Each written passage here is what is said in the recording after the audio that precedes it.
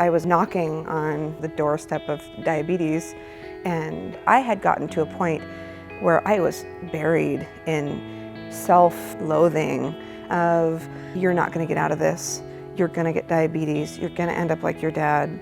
And that was so depressing. The confidence that I've gained from the lab has overflowed into every aspect of my life. I wake up happy every day. But if we can go back to January 2017, I gave birth to my son.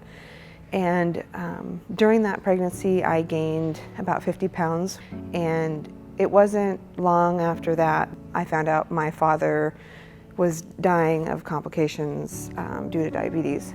He started losing his eyesight. That was one big thing. Then he lost both of his legs. And after he became non-ambulatory, he then had to be hospitalized, and he died at 74. Seeing that with my dad, you know, I didn't know even how to care for myself at the time. I had a 5-month-old, and then my dad passed away, and you know, my dad's was my life. I mean, he was everything. The last thing I think I had a concern for was myself. So with routine kind of postpartum blood work, I found out that I had developed fatty liver disease, high cholesterol, and polycystic ovarian syndrome. So I struggled with infertility. That scared me, and I thought, okay, this is what I need to get myself moving and to lose the weight I need to, because I don't want to end my life the way my dad ended his. For some reason, that didn't do it for me. And months went by and I still didn't find the motivation.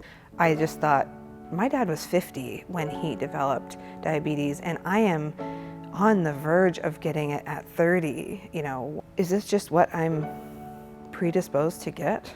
I finally went back to my doctor, and I just said, I watched this, you know, ravage my dad for so many years.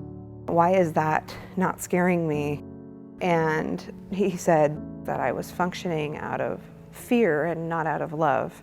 And what I needed to do was fulfill myself in order to take care of my son. And an empty lantern will provide no light for your son, and you have to supply that for yourself to give to others to light the way.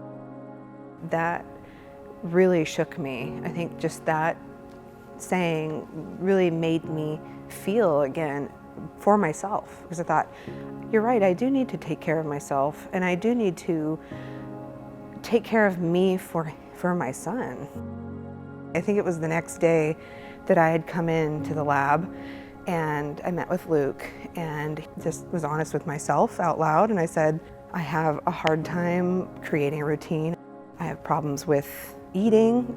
I wouldn't find time for myself even to eat at all, or I would eat too much because I would binge when he'd sleep. Any instance that I possibly could, I would just overeat and eat fast. And it was impulsive, it was bad choices. I started a 6-week challenge. It was a 42-day detox, actually. And the meal plan was right there.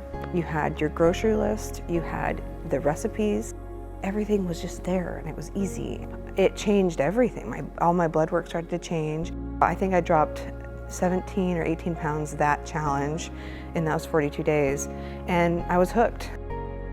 I'm now pregnant with my second child, which was not something I had foreseen, especially being diagnosed with polycystic ovarian syndrome, because the insulin resistance can create infertility, and that was something I struggled with for 2 years after my son was born.